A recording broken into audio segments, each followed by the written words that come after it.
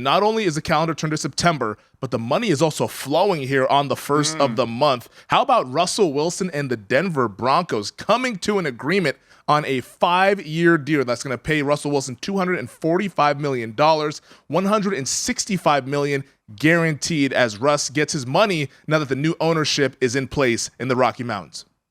Well, I mean, we thought this would happen. I found the most interesting thing about the Russell Wilson contract is how Wilson ended up taking the deal, but he didn't take the full 230 guarantee that ultimately you see Deshaun Watson get in Cleveland, which to me sends a huge signal to the rest of the league that maybe that was an anomaly. Maybe that's just going to set aside.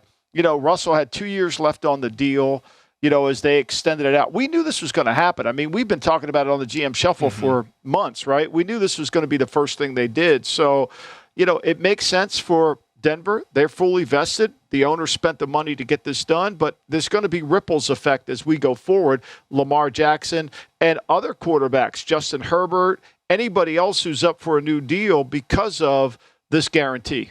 I was going to say, do you think some of these other quarterbacks are a little spicy that Russell didn't push for that fully guaranteed contract because he had the chance with Deshaun Watson getting all that money in Cleveland to maybe try to push for something like that since his resume is better than Deshaun Watson's?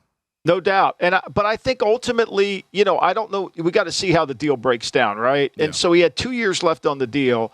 He knows he's not going to get cut over the next 2 seasons. So if the guarantees are backloaded a little bit in that sense, then maybe this looks like he got more guarantee than what's being reported. So for me, I'm okay. I don't know to really critique it until I get there. But the reality of it is, this again puts a horrible light on Cleveland to go ahead and guarantee a guy who's in a 23 civil suits the first fully guaranteed contract. Mm-hmm. Meanwhile, other teams have been able to maneuver around it and do exactly what they've wanted to do. Yeah, it really. You wonder what Cleveland was doing there, but I think they had to go to those lengths to try to secure Deshaun Watson there in a trade. I think that's right, Fem. I think they had to. I think they basically just went ahead and laid themselves at the mercy of the court because they had to get back in it. Yeah. Just think about the ripple effect of one mistake, right? Just think about how one mistake ripples forward, and forward. They trade the 12th pick to Houston to pick Watson. There was internally, they didn't feel Watson. There were an analytical community with Sashi Brown running the team at 12. They didn't feel Watson was worthy of that pick. Then they fire Sashi Brown. They bring in Dorsey. Dorsey didn't think, like I didn't, Josh Allen would ever improve his accuracy. And he picks Baker Mayfield. I mean, just think of all these things that have had to happen to get to this point, right? If any one of them doesn't happen, say they pick Josh Allen, then this doesn't happen. Say they pick Watson, then this doesn't happen. It's just how all this has transpired, and basically it's an act of desperation, clearly, on the Browns' part to do this because they had to. They had to get back into the race. Russell Wilson is now the second highest paid quarterback, Michael, in terms of the average annual value. Aaron Rodgers being the first one at just over $50 million. Russell Wilson comes in at 49. Then you have Kyler Murray at 46.1, Deshaun Watson at 46, and Patrick Mahomes at 45. Is there any risk in giving Russell Wilson this much money? Because he is going to turn 34 in November, and now he's locked in for the next 7 years there in Denver. I don't see it. I don't see the risk because we're seeing quarterbacks play into their late 30s, even small quarterbacks like Drew Brees. Russell's arm to me doesn't look like it's had taken any step back. I think the concern you have with Russell moving forward is he going to run? 183 yards rushing last year, the lowest in his career. Is he going to take off and run? One of the things is you get older at quarterback, and, look, the quarterbacks from other eras didn't play into their late 30s and 40s because they got the shit beat out of them, right? I mean, they just got destroyed. And so because of that, they weren't able to, they didn't have a long career. Now they're protecting the quarterbacks better. But to me, where is Russell's athleticism? Because that's the key to his game, Fem. You know this as well as I do. That's the key to his game. If he's not moving and shaking and doing, the chef stuff that he likes to do, let him cook, then it becomes a problem, and people can catch him. It's a little bit like, if you force Tua to move, he doesn't have the speed to get away for you or the athleticism, right, or the arm to do it. So you make him a lesser player. If you make Russell move and he can't get away from you, he becomes a lesser player. Russell Wilson's production warrants this kind of a contract because since he entered the league in 2012, you look at what he's been able to do from a passing standpoint. He's fourth in yards per attempt there, and then he's also third in passing TDs with 292, fifth in passer rating at 101.8. But the most important statistic in all of football is winning, and he's second just behind Tom Brady at 104 wins since 2012 there. So Russell Wilson, we know quarterbacks aren't the only reason why teams win, but Russell Wilson being a big reason for Seattle and why they won a lot of football games over the past decade. So you see why they gave him that money.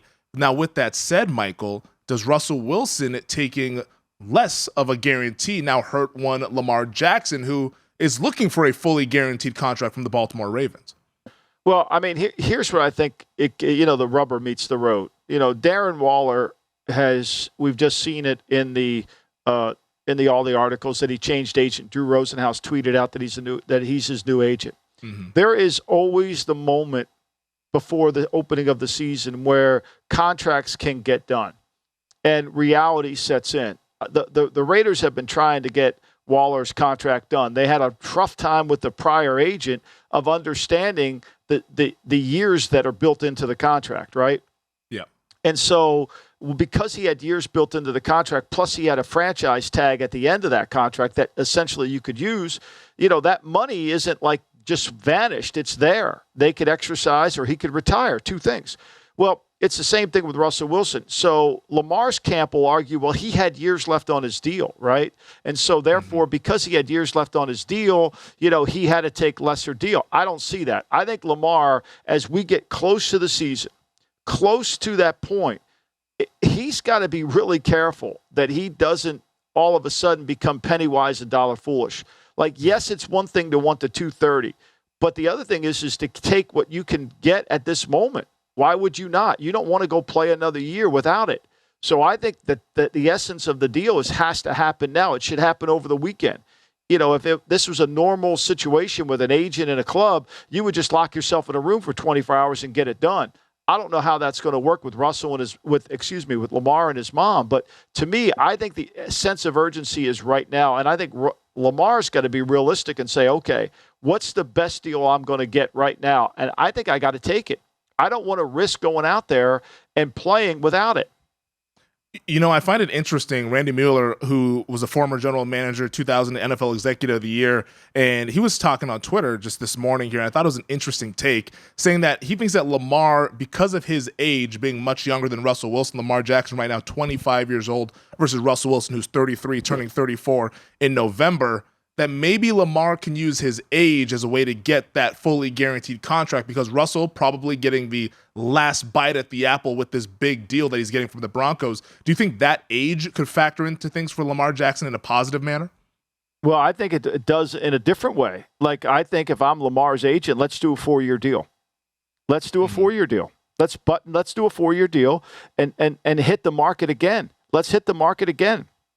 Because by the time that market is there in 4 years, God only knows what it is. Yeah. So, remember, guaranteed is equated to years. Okay, so if I guarantee you, if you do a $100 million contract and you want 70% of it guaranteed, right? I want 5 years, I want 4 years, and we've agreed on 4, but I only want to guarantee 60 over 4. You want 70 over 4. There lies the negotiation, right? So the more I give you in guarantee, the more years I should get, right? That's the logic of it. And if you want it fully buttoned up, then you've got to give me 6 years. If you don't want it fully buttoned up, you give me 4. I think there's a negotiation there. I see it more in terms of service. I think he wants another bite at the apple. If I were Lamar's agent, I would want another bite of the apple. Mm-hmm. I wouldn't be as worried because I know I'm going to play 4 years. I'm too talented. I'm too quick. I'm too athletic. I've got to protect myself against injury. There's no doubt. However, that being said, I'm going to get another bite at this apple. And when I do, watch out. Watch out. I'm going to be in the prime of my career. Yeah, that's kind of what Dak Prescott did with the Dallas Cowboys. A lot of it was the fighting over 4 years versus 5 years. Dak Prescott being able to get that 4-year contract where he can maybe set himself up for another bite at the apple. Also, that contract now no longer in the top 5. It's funny how these QB contracts keep going and topping each other. So even the Patrick Mahomes deal, now the 5th highest deal in the NFL in terms of an annual average there for the Kansas City Chiefs. Thanks for watching the GM Shuffle with Michael Lombardi. And for more videos like this, make sure to subscribe to VSiN Live and the GM Shuffle podcast with Michael Lombardi, presented by DraftKings and VSiN, wherever you get your podcasts.